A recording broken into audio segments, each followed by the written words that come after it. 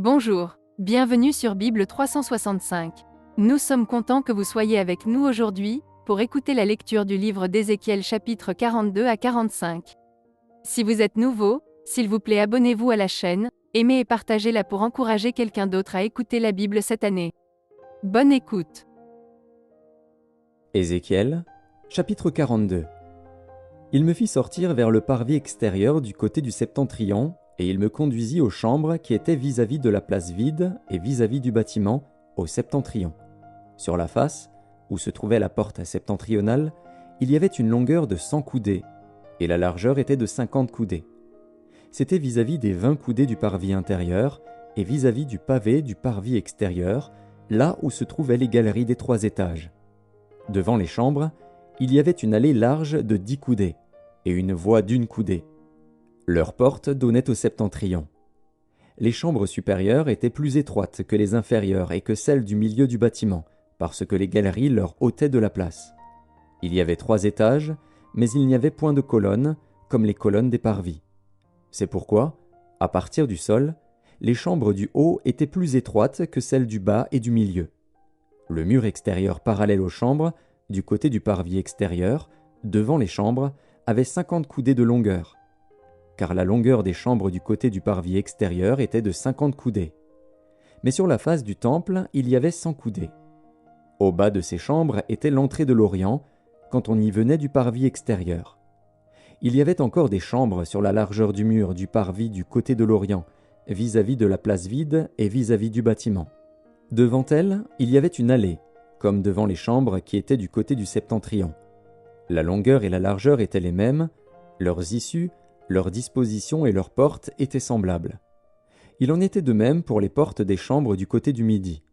Il y avait une porte à la tête de l'allée qui se trouvait droit devant le mur du côté de l'Orient, par où l'on y entrait. Il me dit, « Les chambres du septentrion et les chambres du midi, qui sont devant la place vide, ce sont les chambres saintes, où les sacrificateurs qui s'approchent de l'Éternel mangeront les choses très saintes.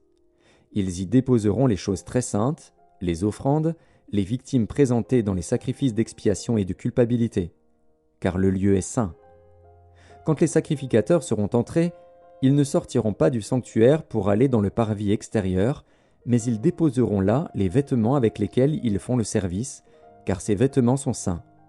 Ils en mettront d'autres pour s'approcher du peuple. » Lorsqu'il eut achevé de mesurer la maison intérieure, il me fit sortir par la porte qui était du côté de l'Orient, et il mesura l'enceinte tout autour.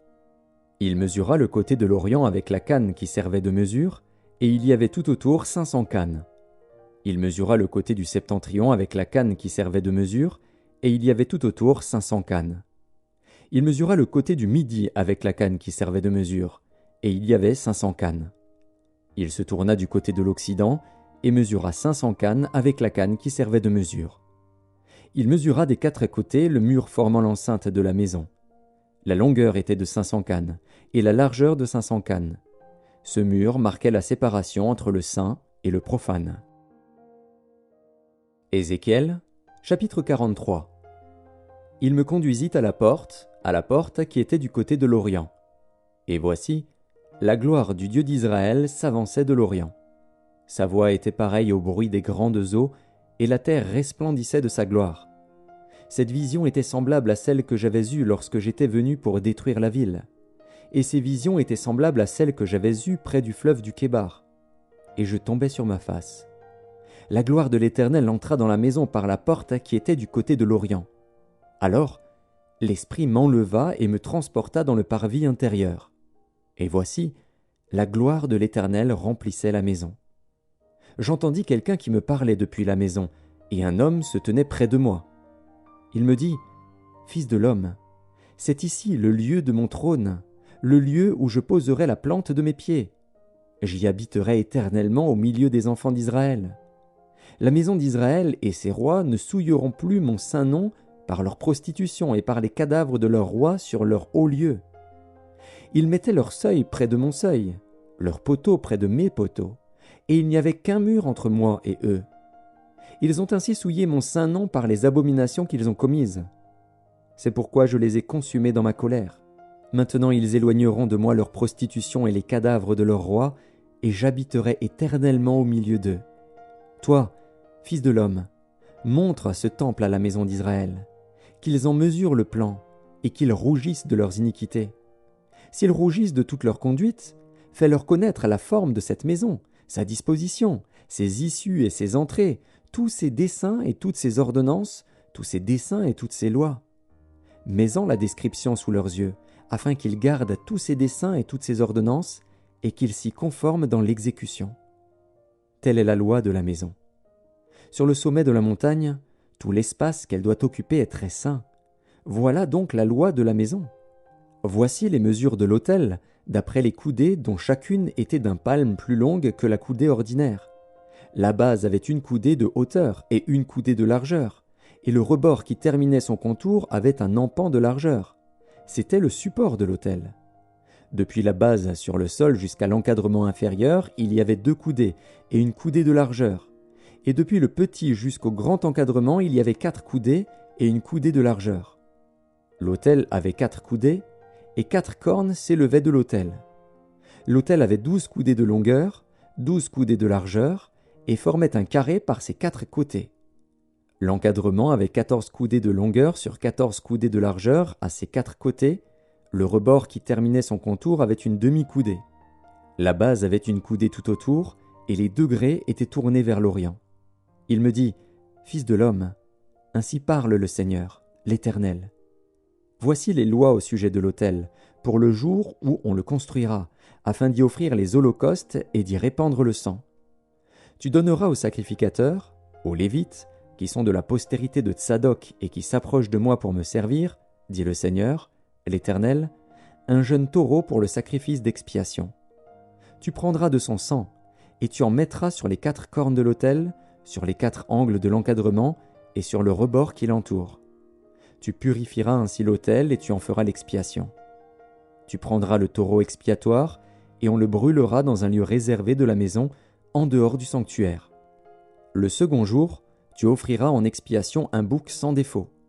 On purifiera ainsi l'autel, comme on l'aura purifié avec le taureau. Quand tu auras achevé la purification, tu offriras un jeune taureau sans défaut et un bélier du troupeau sans défaut. Tu les offriras devant l'Éternel. Les sacrificateurs jetteront du sel sur eux et les offriront en holocauste à l'Éternel. Pendant 7 jours, tu sacrifieras chaque jour un bouc comme victime expiatoire. On sacrifiera aussi un jeune taureau et un bélier du troupeau, l'un et l'autre sans défaut. Pendant 7 jours, on fera l'expiation et la purification de l'autel, on le consacrera. Lorsque ces jours seront accomplis, dès le 8e jour et à l'avenir, les sacrificateurs offriront sur l'autel vos holocaustes et vos sacrifices d'action de grâce. Et je vous serai favorable, dit le Seigneur, l'Éternel. Ézéchiel, chapitre 44. Il me ramena vers la porte extérieure du sanctuaire, du côté de l'Orient. Mais elle était fermée. Et l'Éternel me dit, « Cette porte sera fermée, elle ne s'ouvrira point, et personne n'y passera.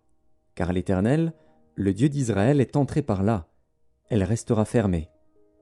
Pour ce qui concerne le prince pourra s'y asseoir, pour manger le pain devant l'Éternel. Il entrera par le chemin du vestibule de la porte, et il sortira par le même chemin. Il me conduisit vers la porte du septentrion, devant la maison. Je regardai, et voici, la gloire de l'Éternel remplissait la maison de l'Éternel. Et je tombai sur ma face. L'Éternel me dit, « Fils de l'homme, sois attentif, et regarde de tes yeux. Écoute de tes oreilles tout ce que je te dirai au sujet de toutes les ordonnances de la maison de l'Éternel et de toutes ses lois. Considère attentivement l'entrée de la maison et toutes les issues du sanctuaire.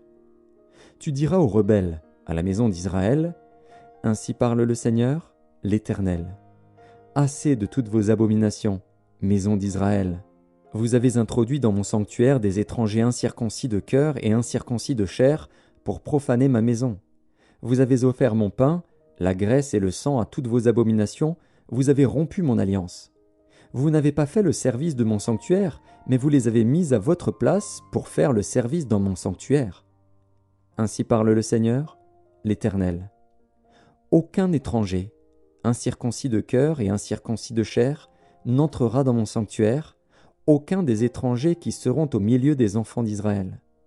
De plus, les Lévites qui se sont éloignés de moi, quand Israël s'égarait et se détournait de moi pour suivre ses idoles, porteront la peine de leur iniquité. Ils seront dans mon sanctuaire comme serviteurs, ils auront la garde des portes de la maison, et feront le service de la maison.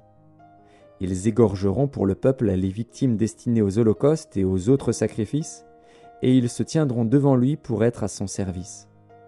Parce qu'ils l'ont servi devant ses idoles, et qu'ils ont fait tomber dans le péché la maison d'Israël, je lève ma main sur eux, dit le Seigneur, l'Éternel, pour qu'ils portent la peine de leur iniquité. Ils ne s'approcheront pas de moi pour être à mon service dans le sacerdoce. Ils ne s'approcheront pas de mes sanctuaires, de mes lieux très saints. Ils porteront la peine de leur ignominie et des abominations qu'ils ont commises. Je leur donnerai la garde de la maison, et ils en feront tout le service et tout ce qui doit s'y faire. Mais les sacrificateurs, les Lévites, fils de Tsadok, qui ont fait le service de mon sanctuaire quand les enfants d'Israël s'égaraient loin de moi, ceux-là s'approcheront de moi pour me servir, et se tiendront devant moi pour m'offrir la graisse et le sang, dit le Seigneur, l'Éternel. Ils entreront dans mon sanctuaire, ils s'approcheront de ma table pour me servir, ils seront à mon service. Lorsqu'ils franchiront les portes du parvis intérieur, ils revêtiront des habits de lin. Ils n'auront sur eux rien qui soit en laine, quand ils feront le service aux portes du parvis intérieur et dans la maison. Ils auront des tiares de lin sur la tête et des caleçons de lin sur leurs reins. Ils ne se ceindront point de manière à exciter la sueur. Lorsqu'ils sortiront pour aller dans le parvis extérieur vers le peuple, ils ôteront les vêtements avec lesquels ils font le service et les déposeront dans les chambres du sanctuaire. Ils en mettront d'autres, afin de ne pas sanctifier le peuple par leurs vêtements. Ils ne se raseront pas la tête et ne laisseront pas non plus croître leurs cheveux, mais ils devront couper leurs chevelures. Aucun sacrificateur ne boira du vin lorsqu'il entrera dans le parvis intérieur. Ils ne prendront pour femme ni une veuve, ni une femme répudiée, mais ils prendront des vierges de la race de la maison d'Israël. Ils pourront aussi prendre la veuve d'un sacrificateur. Ils enseigneront à mon peuple à distinguer ce qui est saint de ce qui est profane, ils lui feront connaître la différence entre ce qui est impur et ce qui est pur. Ils seront juges dans les contestations, et ils jugeront d'après mes lois. Ils observeront aussi mes lois et mes ordonnances dans toutes mes fêtes, et ils sanctifieront mes sabbats. Un sacrificateur n'ira pas vers un mort, de peur de se rendre impur. Il ne pourra se rendre impur que pour un père, pour une mère, pour un fils, pour une fille, pour un frère, et pour une sœur qui n'était pas mariée. Après sa purification, on lui comptera 7 jours.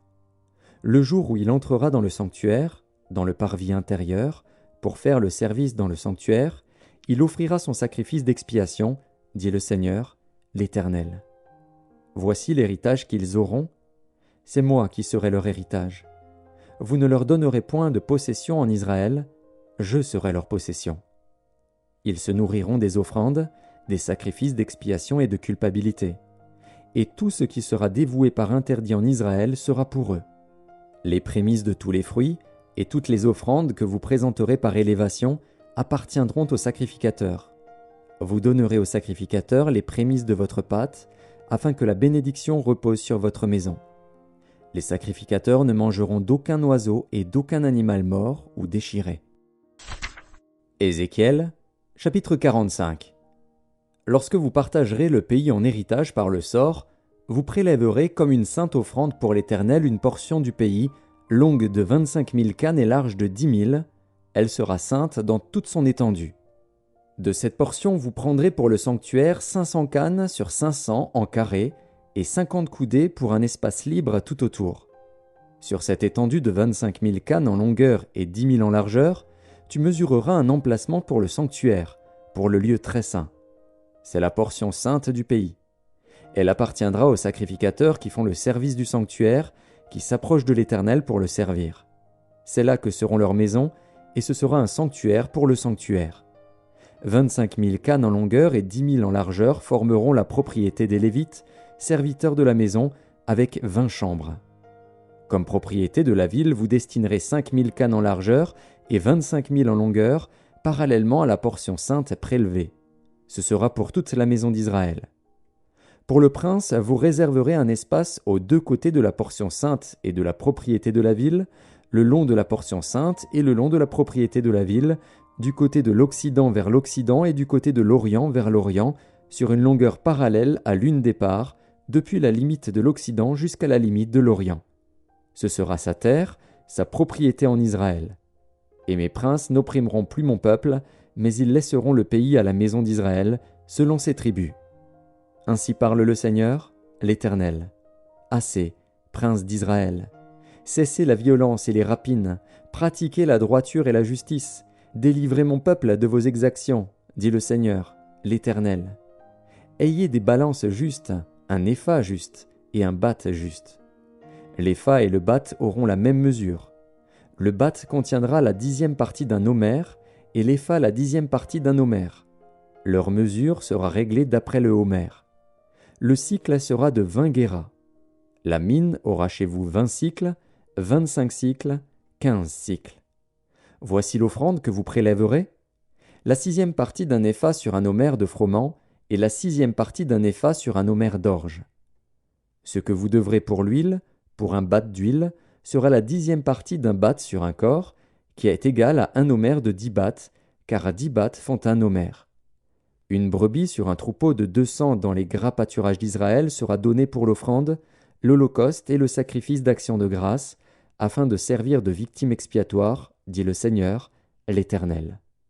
Tout le peuple du pays devra prélever cette offrande pour le prince d'Israël.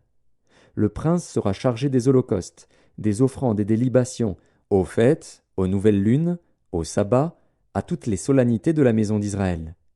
Il offrira le sacrifice expiatoire, l'offrande, l'holocauste et le sacrifice d'action de grâce en expiation pour la maison d'Israël.